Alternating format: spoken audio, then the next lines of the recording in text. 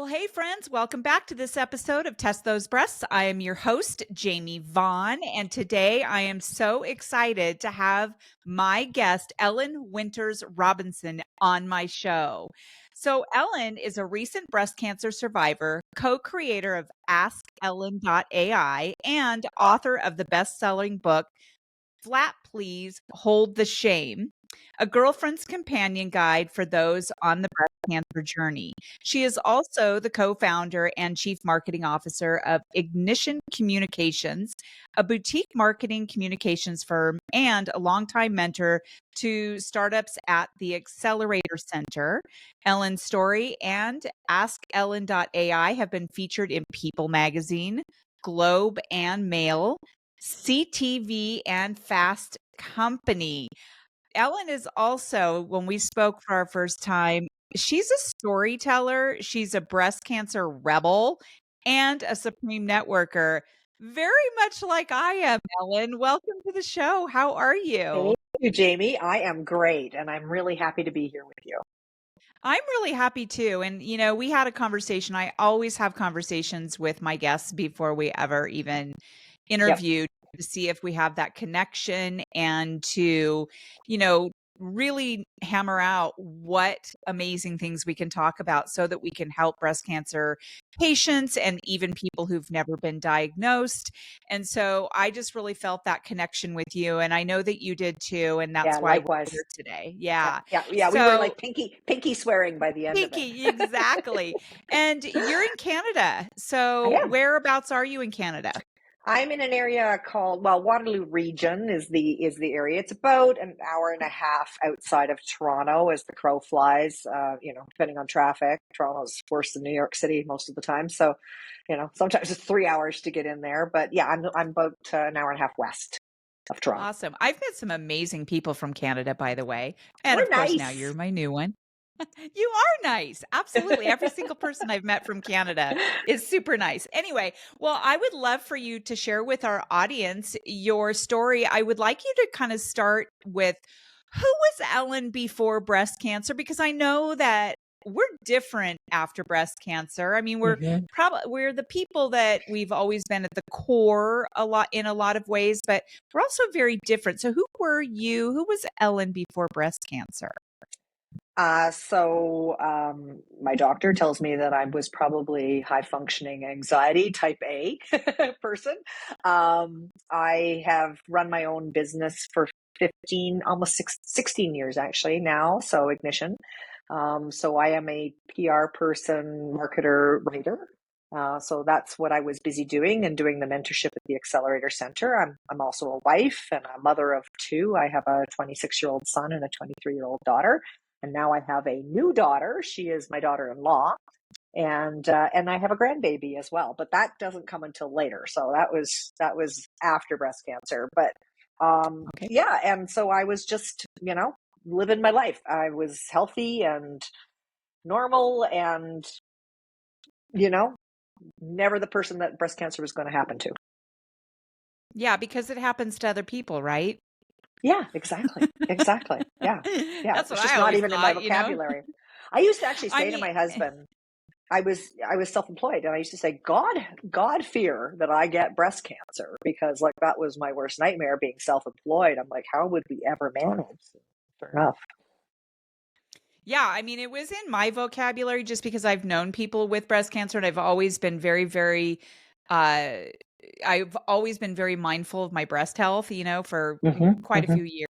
And, hmm hmm um, so I always knew, like I had two lumpectomies in the past. I don't hmm know. I think it's probably been 12 years now. So it's always been part of my vocabulary and I've always been very mindful of it, but it's still in the back of my mind. It happens to other people. Yeah, totally, totally. I Yeah. mean, and I'm like you. I have friends that have breast cancer, and I used to always sort of stand in admiration, especially the ones that really sort of reached out and tried to help other people, and would connect people to those people. But yeah, it was never going to happen to me. And I was saying, I was very, I believe in being very vigilant about your health, and I'm a big health nut, and try to eat and exercise and do all those things right. Um, and there was no family history, so there was no reason. In fact, even ironically, about a year maybe not even, about 6 months before I was diagnosed, I got this letter in the mail from a hospital in Toronto saying that they were doing a study, and one of the eligible requirements was that you had to have not had breast cancer, and it was like a risk type study. So I thought, yeah, sure, I'll take one for the team. I'll spit in the tube and give them my DNA sample and fill out the survey. And when they came back for the second round of sort of research, I had been diagnosed. And they were Oh, like, what the heck? You had a normal platform. You had a normal profile. I'm like, well, prove you wrong. So, yeah, that is definitely the definition of irony.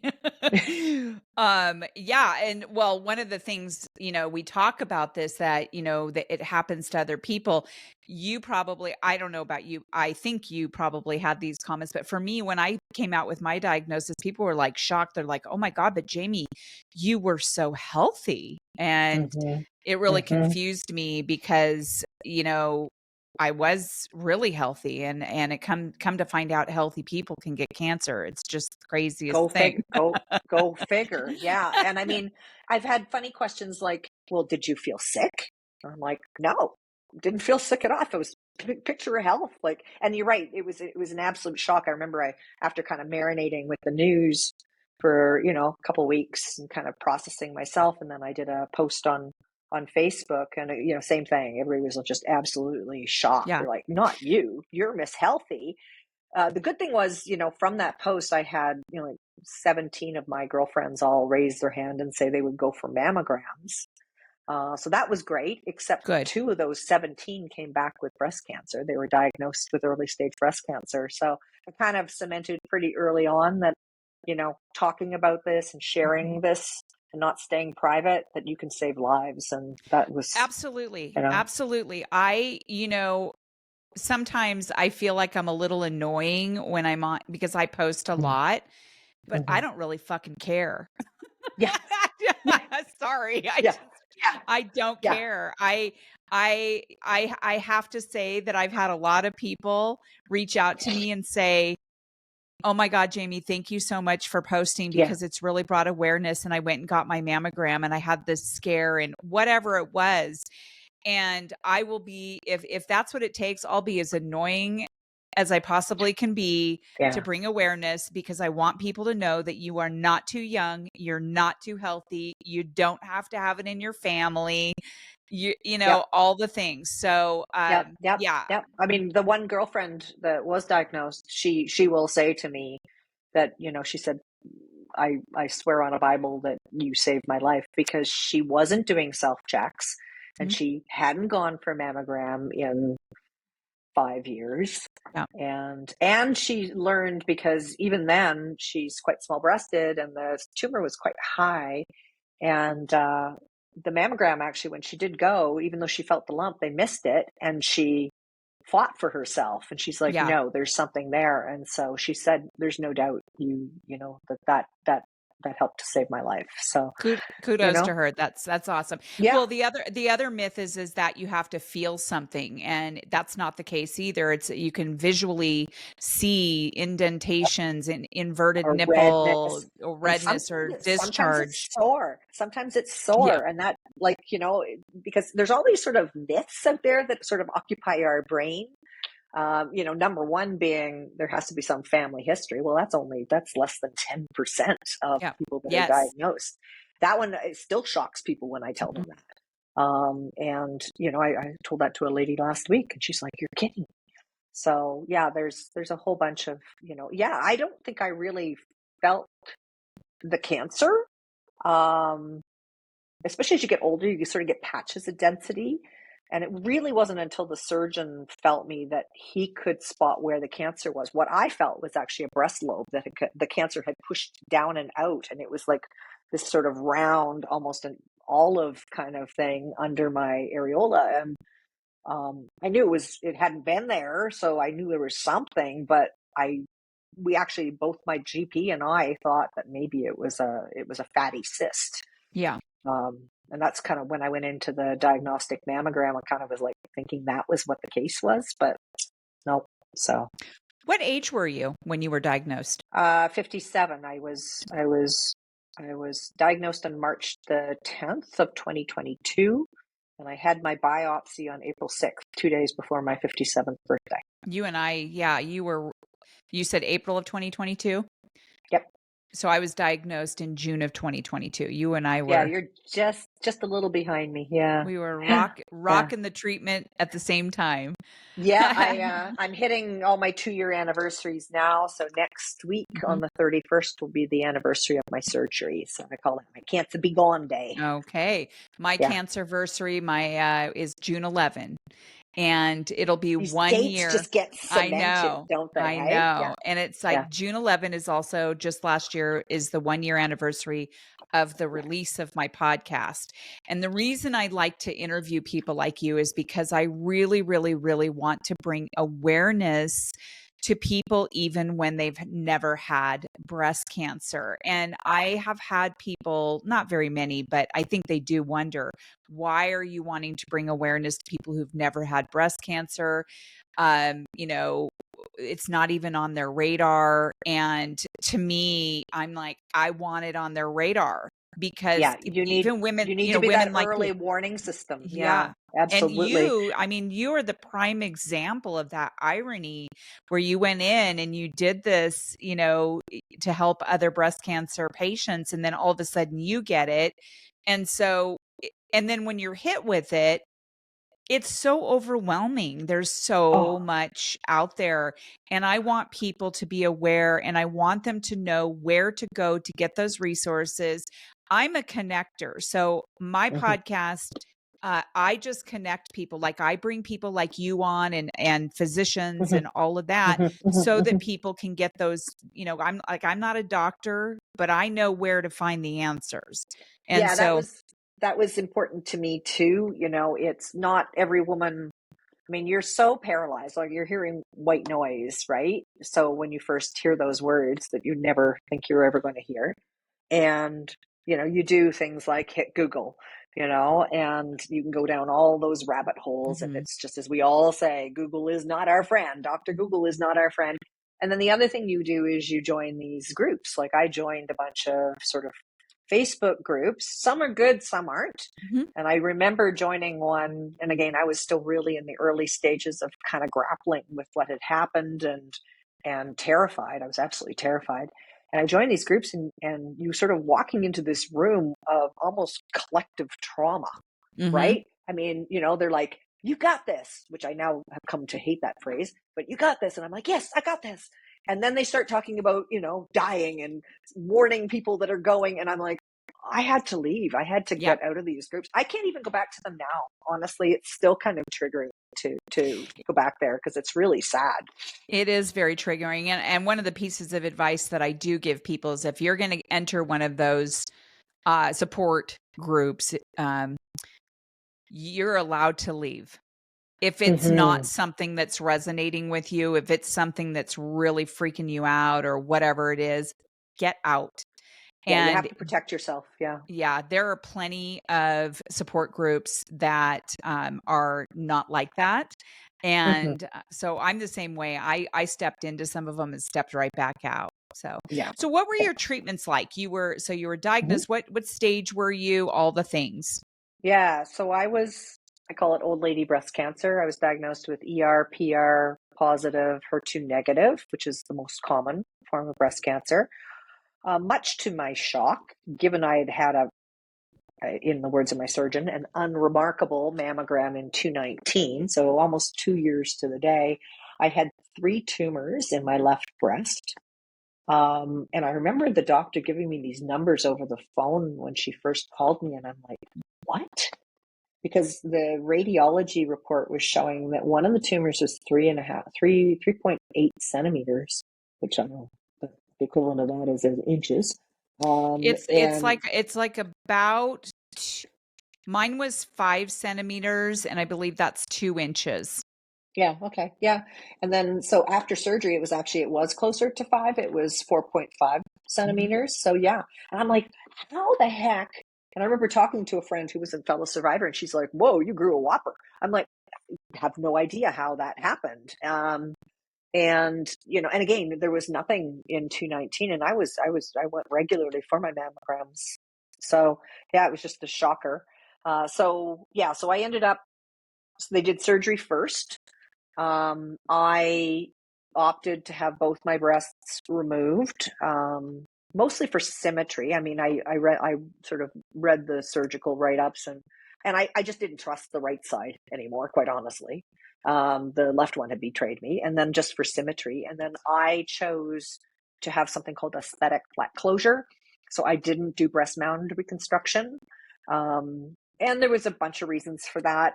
I didn't want to have to take tissue from another part of my body. I would have had to have stayed flat for a year anyways because of radiation. And honestly, I had spent 2 years in lockdown before this, and then cancer took a year for me, and I just went, screw it. I just want to travel, and I don't want to be going in and out of surgeries all the time. So zero regrets there. I've become quite an advocate for aesthetic flat closure, and again, have shared my story very openly. I do claim to fame that I am the first woman to appear topless in People magazine because I have no top. I Um, saw it, and it's absolutely magnificent. Magnificent. Love and it. then, all the way along, they said that my lymph nodes looked good. I had 2 surgeons feel me up and feel along my collarbones, and everything looked fine. And then when we get to pathology, the surgeon pulls out his little highlighter and goes, "Well, here's where things get interesting." And sure enough, the cancer had crept into my lymph nodes on the left side. And so with that then I ended up in chemotherapy. So I had 12 weeks of chemotherapy. Um, Not the Red Devil. I was surprised by that. I can never pronounce it, but it's called cyclodose. So it's a combination of a taxane-based chemo and cyclospecific. I can't pronounce the name. And then 15 rounds of radiation. So I finished treatment end of November of 2022. And now I go back every 6 months and have Zometa infusion because chemo and the letrozole drug that I'm on, turns your bones to Swiss cheese. And being the old girl that I am, so I want to make sure that they stay nice and strong. So Mhm. that's where I'm at. So I think I've got 2 more of those. I had HER2 positive, estrogen, progesterone negative. Mm-hmm. But I had my surgery afterwards. Right.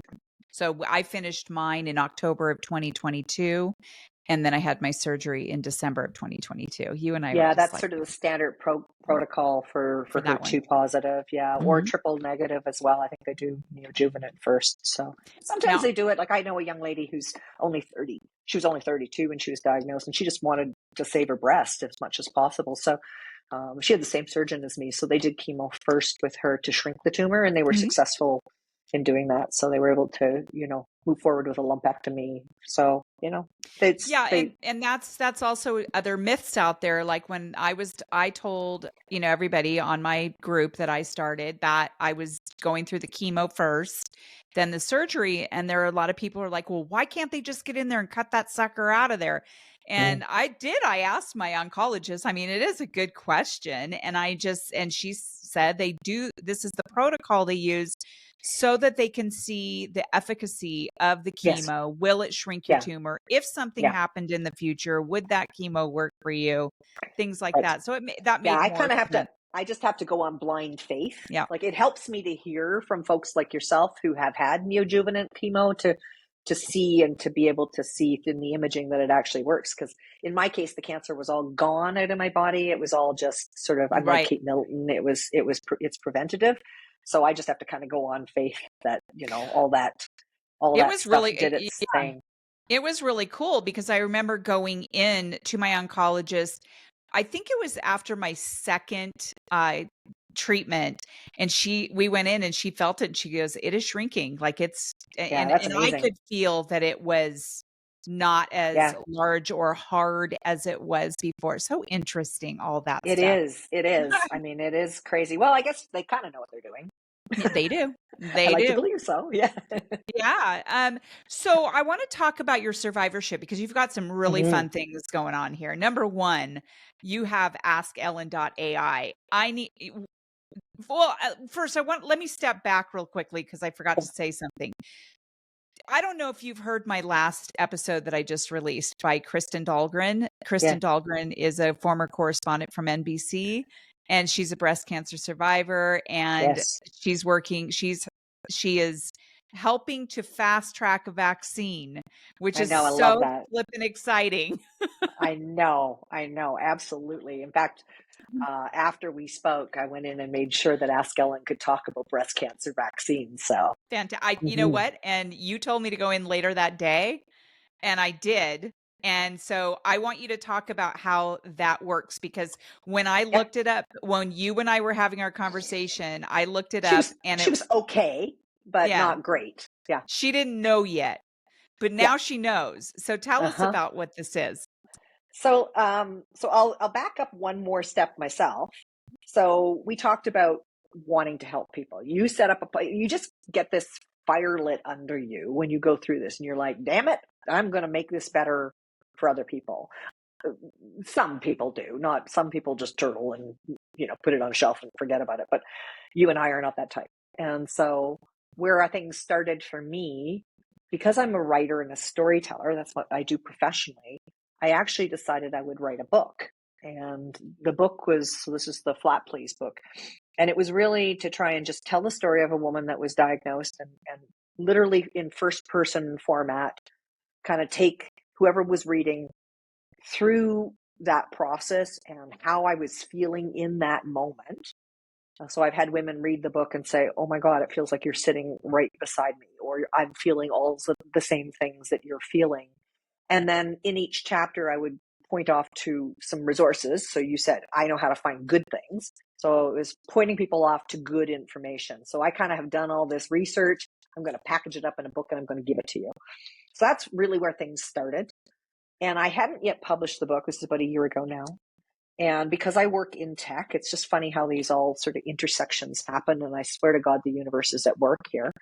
But I was on a call with one of our startup founders, and this topic of me having breast cancer had come up. And this guy, like, his name's Pat, and he's gone on to found a company called Gambit. But Pat is a very inquisitive guy, and he asks lots of questions, and his brain is just always working. And he started asking a whole bunch of questions, and I'm like, "Look, dude, I'll send you my manuscript. Go read it." So he did, and unbeknownst to me, he had recruited some friends, and ChatGPT had just come out, and they were experimenting with what was possible, and they wanted to do something around AI for good. They wanted to demonstrate to the world that AI wasn't this big scary thing, that it could really be a catalyst force in solving some of the world's biggest problems. And I was this use case that just like landed in his lap. And within 3 weeks, they had the first version of Ask Ellen, which is the AI, my digital twin. They had her up and running, and she was answering questions, and she knew everything that was, in my book, and she knew how I told and she was talking to us. And it was mind blowing. And so kind of fast forward, we still thought we were just kind of showing the world what was possible. And then I sent her in August of last year, I sent her to a head of breast imaging at a hospital in Toronto. And I got an email back from her saying, "How fast can I get this? My patients need this." And that was when we kind of went, oh, right. And so I kind of built the thing. We ended up building the thing that I craved, which was this hand to hold, and that non-judgmental companion and confidant that's there at 2 a.m, that's whenever you need her, she's never going to say the wrong thing. But she's not just for the patient, she's also for the husband, for the children. We've had people use her for gift basket suggestions. It's really crazy. Like, she can perspective shift. You can ask her a question as a child, and she'll actually respond like a mother would to a child in very simplistic language.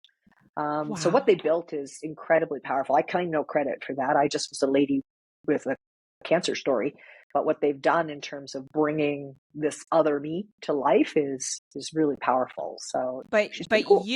you can, when things come up, you can send information They so that can. it pops up. So when we talked about the vaccine, you were able to go in there and Yep. she was So able the to way, have yeah, so the uh way they built her, I mean, it's a terrible name. They call it an ingester, but I have a back door into her knowledge. So, the knowledge sort of was initially formed like it's like OpenAI and ChatGPT and my book made a baby together. And it's intertwined, my experience with the world and the rest of the world's knowledge. But my life goes on. So when, my book ends, I'm bald and ringing the gong, after radiation. And so obviously my life continues on. And so yes, so they've created this back door. So it's very, very simple for me to go in and add additional information to her knowledge. So she now talks about chemo curls because I'm the, poster child for chemo curls. She talks about, and I want her to be very inclusive. So she's like the smartest friend out there. So she knows about HER2 positive, and she knows about triple negative, and she knows about um, trans males and their experience with breast cancer or male breast cancer, or mhm. as we just demonstrated, she now knows about the breast cancer vaccine. So, so, as things come up and I go, oh, that's good, or she's not really answering the question as I would want her to, or as in depth as I would want her to, then I can add it in. But the one thing about her is, and the one guardrail we put on her is, first and foremost, she has to be empathetic and kind, and she has to sound like me, I mean, in written form. And the other is that she's non-medical. So we're very, very explicit in not having her, you can ask her medical questions. She will give you my lived experience, but she'll always say, you really need to go talk to your doctor, because I'm medical system friendly and I didn't want to be playing the role of WebMD. Right. That's not what her job is. I'm so blown away by that. I'm Me so too. excited about it. Too. I've been Too. playing with it. Oh my gosh. So do you have statistics? Are you able to find, Yep. stats on who's looking in there and where, Yep. what Yep. areas from the world, and so Yep. how far yeah. We launched her in October, so the end of October, and carefully stepped her into market because there is a cost to, every time somebody has a conversation with her, there's a cost to us. So I formed a nonprofit, and so I'm in the process of trying to, get funding in the door to keep her running, and we're committed to do that. I'm kind of zealot. Like, I can see so clearly the impact that she could have. So this is going to happen. I come hell or high water. So we've only really done organic marketing and word of mouth marketing to date. That's about change. But we've had over 15,000 interactions. So those would be, question responses. We've had 38% of people that are coming to her are having extended conversations. So they're asking her a question, she's getting an answer, she's giving them an answer back, and then they're asking another question. The longest duration conversation I think we've had so far is 48 minutes. So somebody Wow. talked to her for 48 minutes. Yeah. And we've not had a night where we haven't had questions between 1 and 5 in the morning. And we've had, I think, 10. So she speaks almost every language. We've certainly tested her on many, many, many, and she speaks most languages. And we've had access to from about 10 countries around the world so far. So Okay. we're having conversations with a medical team in the US about maybe taking her to Uganda. And so there's this opportunity for her to support. Like, I want, there's not a day goes by through my social media accounts that I don't talk to a woman and lend my hand and extend my hand for support. But I can't do that at scale. And so this is an opportunity for us to scale that knowledge and support globally. And that's pretty cool. I love that you made it into a nonprofit, because that's what Mm. I just did with the podcast. I want to be able to keep it going. It is self-funded and I'm retired, so it's really kind of hard to keep that going.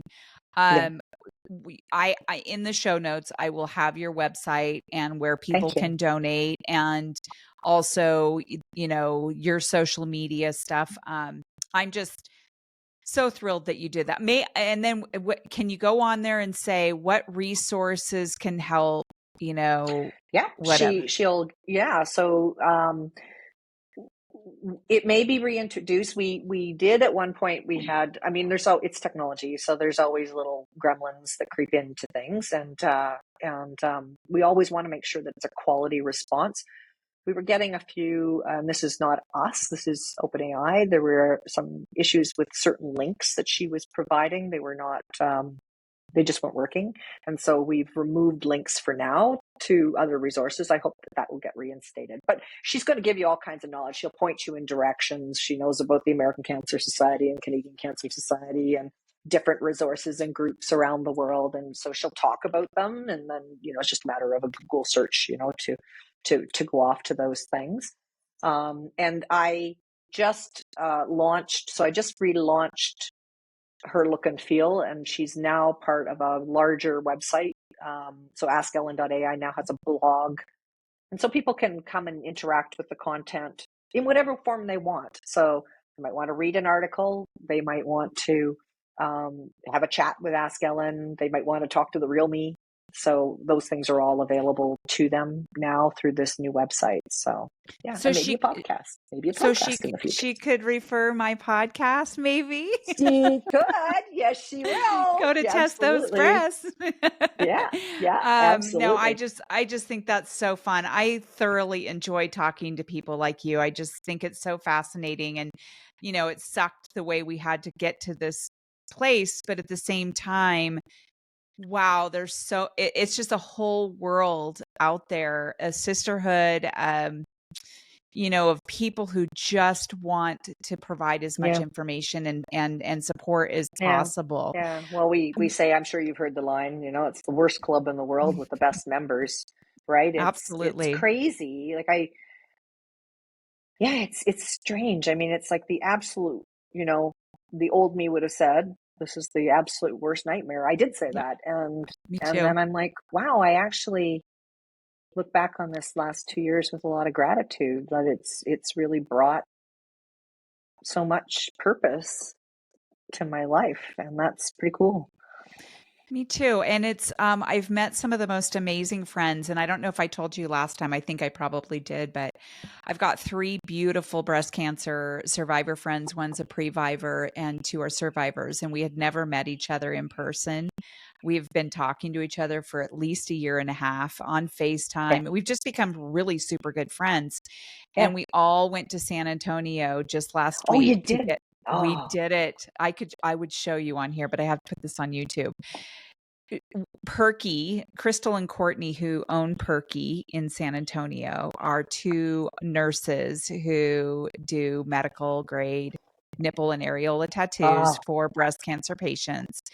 love it. And we all had the most amazing time together. We stayed in an Airbnb. We all just got along so well. And I just feel so much closer to them. I mean, I would never have met these ladies had I not had I breast just cancer, I you just know? had to step back. I was invited to go to New York, which is crazy. It's like such a bucket list thing at the ripe old age of and lumpy age of 59 to go do a bathing suit shoot with Andes. And I couldn't string 3 days together to do it. And so I had to pull out. But 2 of my friends who, same thing, never met them, but they become really good friends. So there's Branwen in Chicago and Christina. She's from Connecticut. They're both flatties like me. Anyways, they got together and they're both from Long Island, but they've never met. And then they got together and now they're like twinsies. They're just, Nice. and they were shooting me all these pictures of them on the shoot. Oh, And I was just so happy for them. So they're like, "Whoa, we miss you." But I'm just happy that they were able to get together themselves. So Ellen, there is a breast cancer symposium in San Antonio in December that I don't know if you've heard of before, but I think that it would be really cool if you could reach out to get a booth there. I yeah, am considering signing up to have a booth for my podcast, so maybe we could figure out something to bring, kind of meet there yeah, because I think yeah. Ask Ellen. I'm Hello, we need desperately trying to get this funding, right? Mhm. So I've got a little bit now. I did get my first grant, whether it's sponsorships or, I just got to get some revenue happening because there's so much I want to do. And I don't want to be a nonprofit, for 50 cents, I will have a donate button on there, but I think there's such an opportunity for corporate sponsorship and, again, that Absolutely. brand association to be there and have your brand with that person at 2 o'clock in the morning or at their most vulnerable moment. That's a very impactful thing. And where most companies are looking for social impact now, I can think of nothing better. But I'll put it out there into the universe. Somebody's going to hear me. I tell the story that I had a woman reach out, and again, our growth is modest right now, deliberately so. But I had a woman reach out who I do not know through the system, and she thanked me for what we built. And she said I was very anxious because I was taking my bandages off and I was seeing my scars for the first time. And we know what that's like. That's a very vulnerable moment because your Mhm. bodies are not the same afterward. And she said, I was able to talk to your AI and I learned that we had a lot in common. And she said, you were there with me and thank you for that because you got me through that time. And I'm like, no doctor's going to do that. No Mm, nurse is going to do that. Your family members aren't going to do that. You're like, it's too traumatizing, for everybody. And so to know that I was able to kind of digitally be there with her and hold her hand through that, I was like, I got to figure out how to get this going and absolutely. keep it Ellen, going. I Yeah. just got tears in my eyes because of that. I don't even eh, I I don't even know what to say to that other than thank you for putting that together because there were many times where I was up in the middle of the night and just horrified and in such a deep dark hole of depression and Mm-hmm. fear that I Mm-hmm. would love to have had something like that. And Yeah, so and we wanted, and we that's why we also made her private. So you don't register for her. Mhm. There's no questions that you're going to ask that are going to get recorded anywhere. And that was again a very intentional thing on our part because we wanted her to be this. It's like I'm not Catholic, but it's like going to the confessional and you don't see the priest on the other side of the wall. Right. You just and so that's really you could say the most terrible things if you wanted to, or express your deepest, most fears, things you would never even share with your family. Or your family may just hate you right now because you're, an absolute wench. I know my family, I think, hated me because I was like, they're like, what the heck happened to you? Um, and it would have been good to know that they had a place, a safe space where they could go and just say whatever and ask whatever, and no one's going to judge. Absolutely lovely. Well, I Mm-hmm. will be making sure that to put it on my website. I'm Thank you. building a resource page where people can go to and I'm going to do have the these. same. And Awesome. Thank you. So I want to ask you one last question. You and I talked yep, about being healthy and people wondering, how we got breast cancer and we were so healthy. And one of the things that we talked about is that you can be healthy, healthy. Being healthy is a good thing. So, the healthier you are, I have found is that you can get through cancer and all the chemo and all that better yep. than if you are unhealthy. So, what is one big piece of advice, and you can give two if you want to people who have never, ever even been diagnosed with breast cancer? Yeah, so it kind of touches on that and one other topic that we've already touched on, which is you need to take. Nobody is going to take responsibility of your body other than yourself, and so uh, you know accept that 1 in 8 women are going to get diagnosed with breast cancer in their lifetime. 1 in 2 humans are going to get cancer in their lifetime. So we need to be aware, and so you need to know your bodies. You need to do those self exams, and if screening is available to you, then you need to go get screened and not be afraid about it or intimidated by it or say it's too painful. I'm like, or worry about how much radiation you're getting in a dose of a mammogram, because I'm like, it's infinitesimally small. And I'm like, guess what, if you end up getting diagnosed with breast cancer, you're going to get a hell of a lot more radiation. So that would be my first piece of advice. And the other is getting healthy, staying healthy. I was I lost both my boobs and I was back doing push-ups and planks and weights 3 weeks after my surgery and had no complications, and and was still out power walking, you know, miles at a time during chemo. And I remember my oncologist going, what? And they kept waiting for, some side effect, and it didn't. So, I didn't have any neuropathy. I didn't, I certainly lost my hair, but I was really able to weather chemo very well because, and I really do. I mean, she did say to me, she said, when your glass is full, you have more to drain from, right?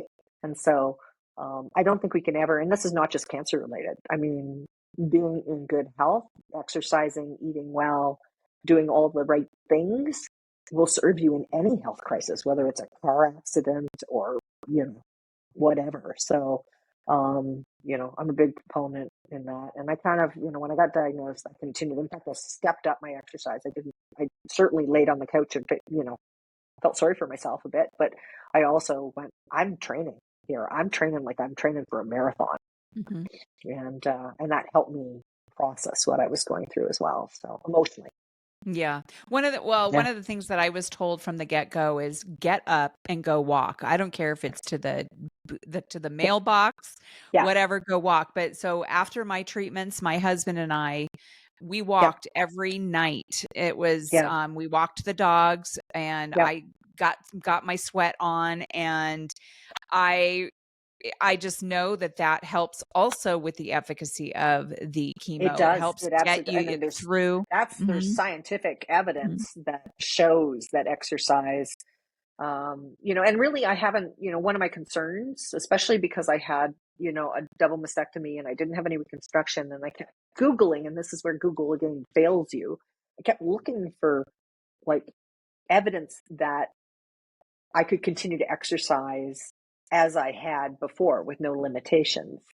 And I even had my husband's personal trainer who's a kinesiologist, and she was looking, and she didn't have a heck of a time finding anything. There's not a lot of really good information out there. In fact, I'm going to write a blog about this because it was such a fear of mine that I wouldn't be able to do all the things, and that's not true. There's nothing that I did before that I can't do now. In fact, now I don't have any excuse. I used to say that I never ran because I had big boobs and they bounced.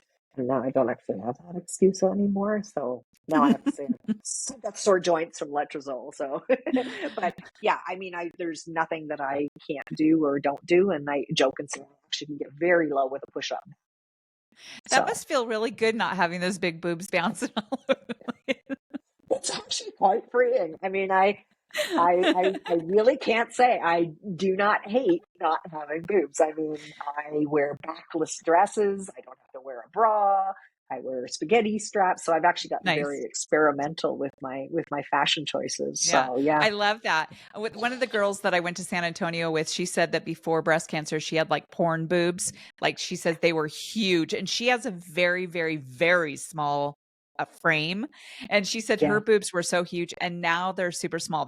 They're smaller than mine, and she's like, I love them. They fit my frame so much better. I mean, if reconstruction had been something that was more available to me, and if I had, wanted to go through it, I still would have gone smaller.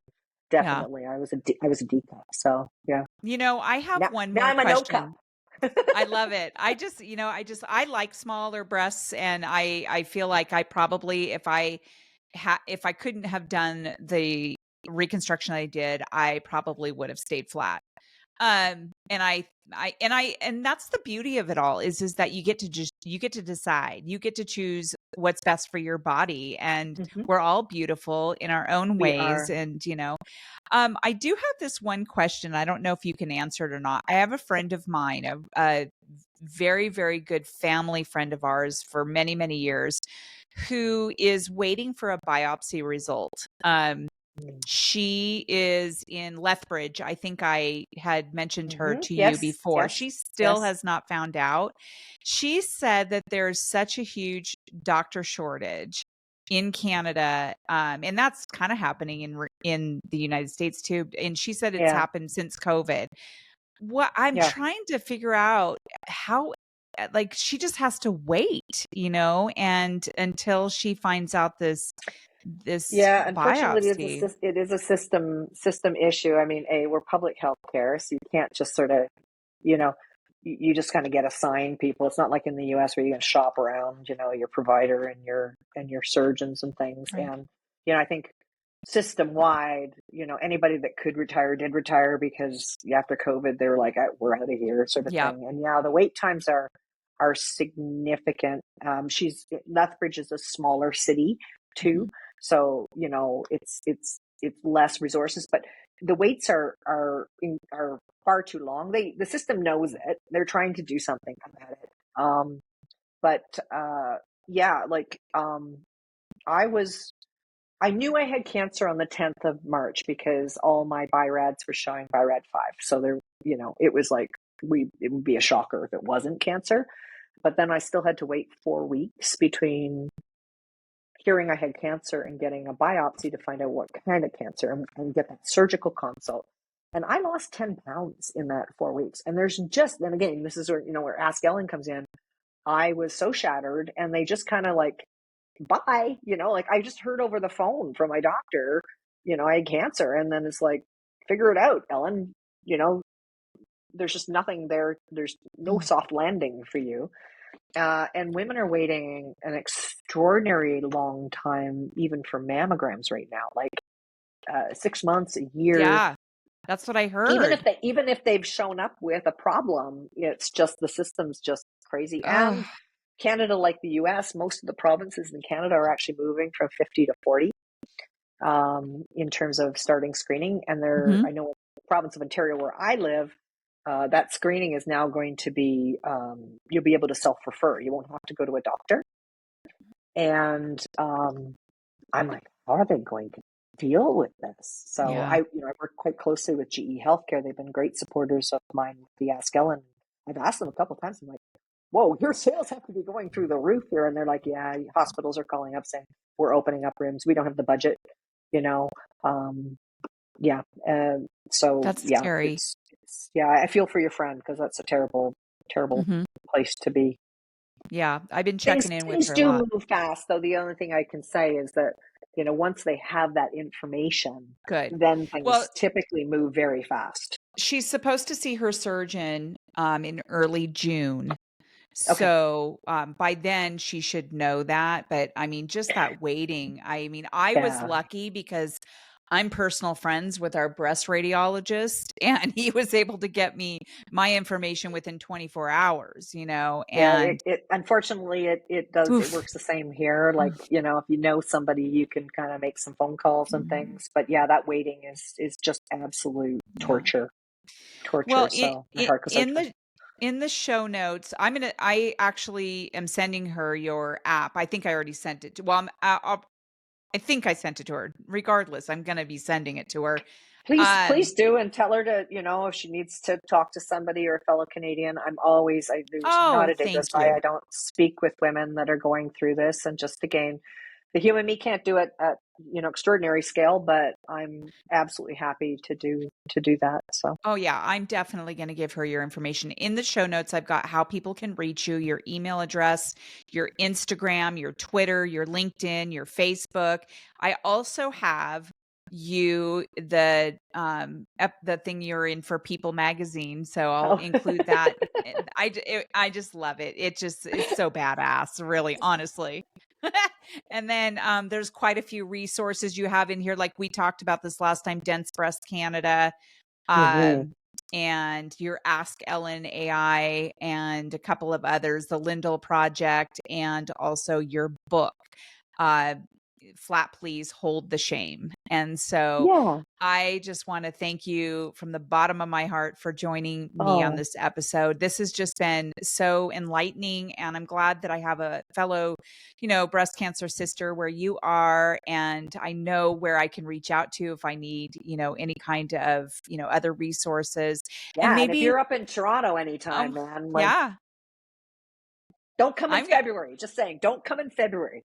Okay, I won't come in February. I come at another time. No, I actually really would love to come up and visit. I do have a couple of other people that are there that I would love to visit. So I will Yeah. definitely keep in touch with you. And is there anything else you would like to leave us with before we wrap up? No, Jamie, I want to thank you back. I mean, we're doing this because it's hard work, right?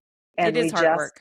We Mhm. just want to help. I mean, it means so much when you get these women who, you shared a story about somebody reaching out and saying that what podcast of yours was just so Mhm. incredibly helpful. So, strength in numbers, man. We just, was it the rising tide lifts all boats? And, so that's what we're doing for the others that are out there. So, Yeah, and I like this space because, it's not that I haven't seen this before, but for the most part, everyone I have connected with, we're in this together. It's not about competition, it's about collaboration together to help other women.